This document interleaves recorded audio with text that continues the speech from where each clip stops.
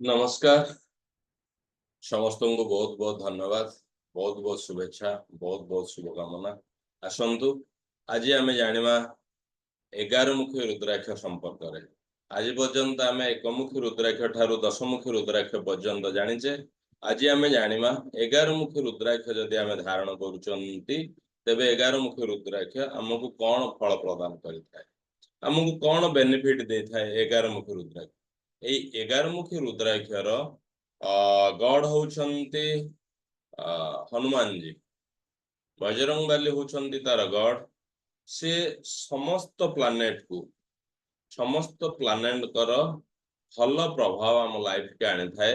11 मुखी रुद्राक्ष समस्त ग्रहंकर सुदृष्टि आम ऊपर रखबार साहाय्य करि थाए।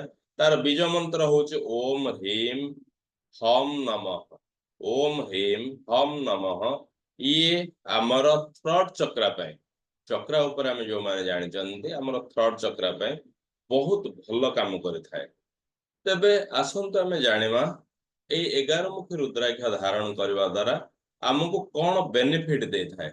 आमको कौन प्रकार कॉम्पिटिटिव एग्जाम पई या हमको साहाय्य करि थाए, अर्थात तार गोटे पावर हम संगे रहे।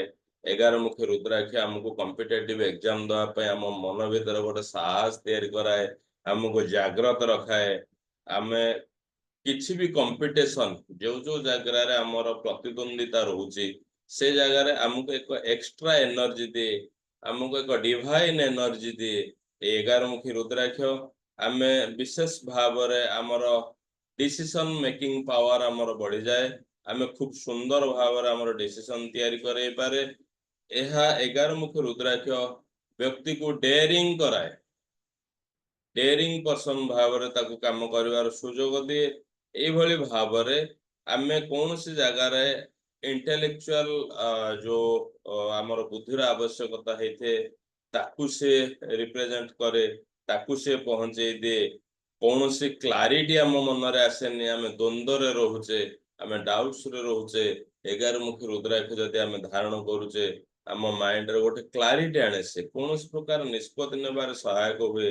प्रत्येक कथार गोटे क्लारिटी आने। आम ये सब जिनस आमको साहस दिए, आमको शक्ति दिए, आमको फेस करने आम पाखे कौन से माने सामना लोक फेस करिवार सामना समस्या को फेस करिवार ताकू मुकाबिला करिवार अनेक शक्ति सामर्थ्य आम भितर भरी दिए ए 11 मुखी रुद्राक्ष।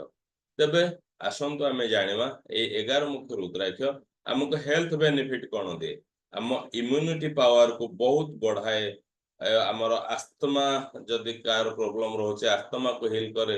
विशेष भाव में 11 मुखी रुद्राक्ष जदि आम धारण करुचे तेबे आमको डिसीजन मेकिंग करिवारे बा आमको निष्पत्ति नवार सहायक हुए। आमको एक क्लारिटी आसे, व्यक्ति को डेयरिंग कराए। कौन प्रकार कॉम्पिटिटिव एग्जाम हो, कौन प्रतिद्वंदिता मूलक कार्यक्रम हो, ए सब कथारे आपण को एक एक्स्ट्रा एनर्जी दिए, एक डिवाइन पावर आपण सांगरे रहे। ये हूँ 11 मुखी रुद्राक्ष उपर एक संक्षिप्त भाव आम आलोचना कले। तेबे कौन से मुखी रुद्राक्ष हो रुद्राक्ष उपर सविशेष जानापी आपण मैंने आम सहित जोगाजोग करें। बहुत बहुत धन्यवाद धन्यवाद। Thank you universe, thank you universe, thank you universe. नमस्कार।